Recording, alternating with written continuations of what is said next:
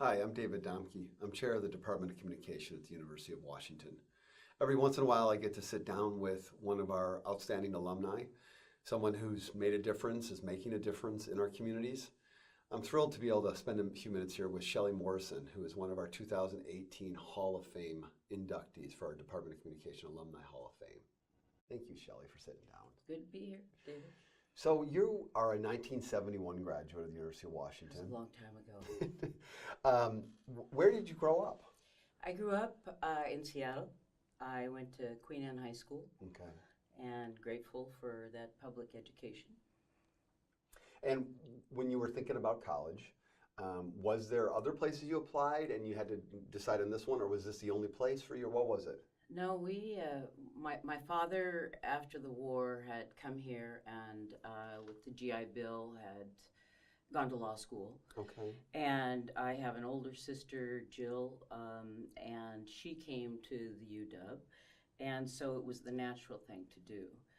There are two others in our family, so we have two cougars and two huskies. Okay. Yes. So my younger sister and my younger brother went to Wazoo. When you came to campus in that period, that was a pretty tumultuous time on campus. And how did you find your way through that and then eventually either alongside that or separated from that into the School of Communications at the time? Well, that's such a good question because it changed so dramatically from my freshman year to my senior year. I mean, we were wearing skirts to class my freshman year and dressing up, and then we were marching nude on the freeway my senior year against the Vietnam War. Not me personally, of course. So remarkable change, and the UW's huge. And I have to say that there were two things that really were helpful to me. One, within the School of Communications, I was advertising manager for the Daily. So that gave me a small community. It earned me a little bit of money, but the sense of finding a home here made the university smaller and more manageable. And I also played varsity tennis. So for 4 years, that was a big part of my life here. But I did not start out in communications. I started out wanting to be a biologist, but I couldn't pass chemistry. And then I went to art school because I realized I just really liked drawing protozoa. But then I thought that was not necessarily going to be financially rewarding. But I love to write, so I switched to being an English major. But I was a slow reader, and you can't be a slow reader in an English major. So I combined kind of art and design and messaging and writing, and the communication school kind of found me. It was a perfect fit. When you graduated, sometimes our students don't really, it can be a kind of scary, unsettling time when they graduate because the structure of being at a university has been there. They've had professors who kind of say, here's what you're supposed to do, and now they're in a space where they have to make their own way. So I like to always ask, is someone who's an alum, was there something either within a year or two of graduating that either you encountered or that you made happen that became something that was really a kind of important moment or important thing for you on your journey? Yes, and I can point right back to skills gained here. So I was living in Vermont, and I got hired at a small town station called WHWB in Rutland, Vermont, and it was in an old red barn. It was just great. And the general manager, Frank McCormick, was terrific. But my job was as the accountant, the receptionist, copywriter, and I set the mousetraps at night and had to clean them in the morning. So it wasn't that glamorous. But somebody came in one day and they needed somebody to write a horoscope show. I was a very good copywriter. I loved my copywriting classes here. And I just immediately said, I'll do it. Of course, I knew nothing about astrology, so I made it up every day. But that was my start in radio. Hmm. And after a little while, one of the DJs, the announcers, changed jobs, and I got an afternoon radio shift. So it was so unusual for a woman at that time. There were only about 3 of us in the whole country that were Wow. on the air. So in radio. So it was clearly the confidence that I can write, I'm a communications major, and I want to be on the air. Hmm. So you started out in radio, or maybe that was, but I know you've done many different things. Yes. And I met you a few years ago through your work on intercultural communication, right? So along the way, we now talk to our students about the fact that you're going to have multiple careers, right? And that you can't, nobody really spends 40 years at a company anymore, or it's not common. Is there, as you think about the different kinds of work you've done, is there a particular piece that you might tell us a little bit about, particular place, particular set of things you did, relationships that professionally you catalyzed, or anything like that, that you might say, hey, I'm really particularly proud of this? I would say the most valuable experience for me, and the most fun, and the best combination of my skills was in the mid-70s, and I was hired to be a radio announcer, on-air personality for KZAM and FM, which was an alternative music station here in Seattle and Bellevue. But I was not just a disc jockey or an announcer, I was also their promotion director. And so all the PR skills, the marketing skills, and all of us that were on the air had to be producing commercials and PSAs and a lot of event production. It was the time of my life. And we still have reunions, and we still have a following. I was at a bakery a couple months ago and just ordered an orange currant scone, and somebody said, "Did you used to be Shelley Morrison?" I said, "Well, yeah, I think I still am," but it was an important time. The other was at the very beginning of the internet.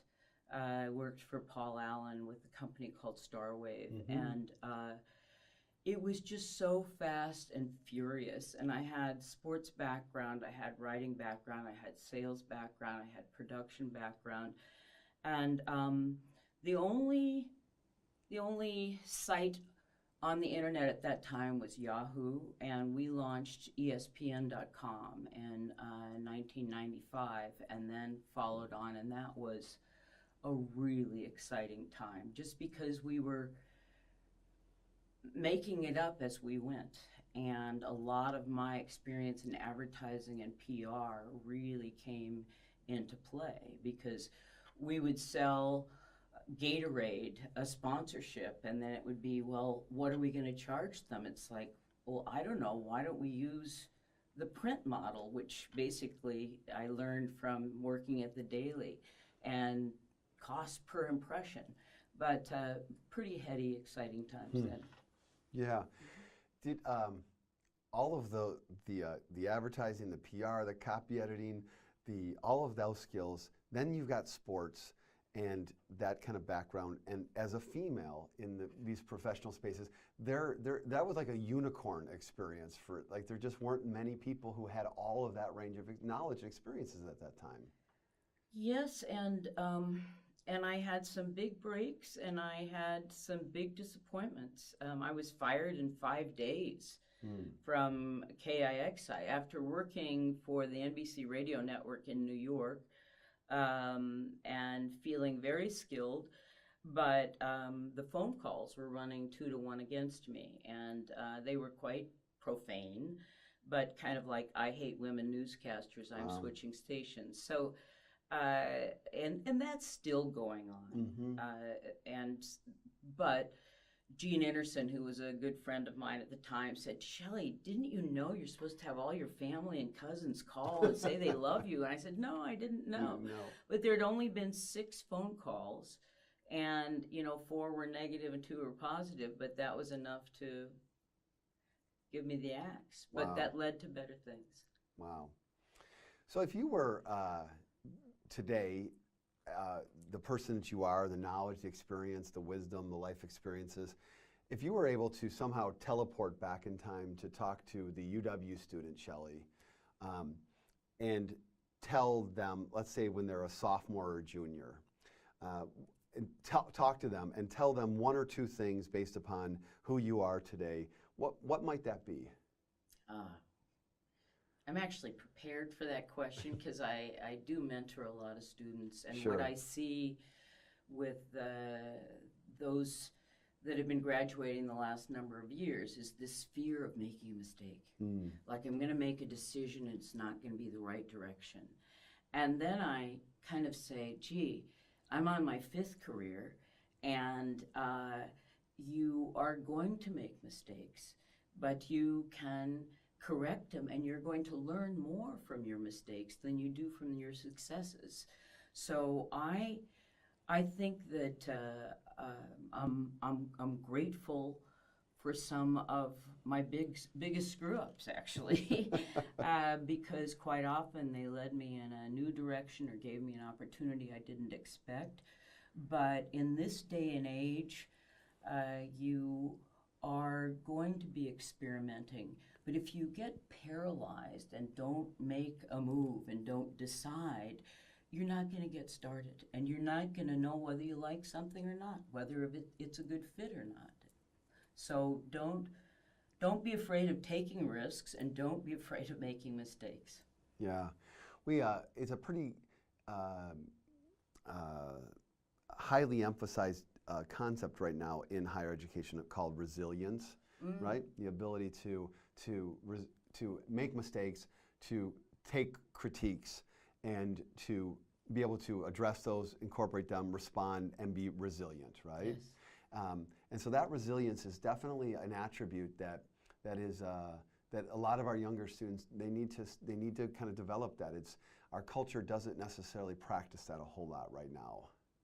No, and I think there can be a false sense of what your skills really are, and being able to take good criticism. I can remember when I started at Kazam, my Excel skills and my PowerPoint skills weren't where they needed to be, and I didn't want to hear that. I am so good at those now. You just have it was really a motivating factor, and I'm grateful that my boss was willing to say, hey, this is not up to snuff. They were kind of new, but you got to look at that kind of criticism and honest view of, is my work good enough, and say, hey, I welcome criticism. That's motivating. Yeah, the kind of challenge accepted mindset, right? Yes. Of like, okay, all right, I hear you, and I'm gonna buckle down now, right, and do even better and more. But often it isn't just the amount of work; it's also an ability to process the messages and to make some value out of those. Because working hard doesn't do it alone; it's not enough. No, and one of the challenges over time, because I have perspective, is that technology has sped everything up so much. Yeah. And so it used to be, if a client wanted a proposal or you needed to write a good brief of something, you mailed it. And you had a little bit of fudge time because, the mail takes a couple days. Then overnight delivery came about, and it's like, okay, now they can say, can you send it to me overnight? Now, send me a PDF, and they want it instantaneously.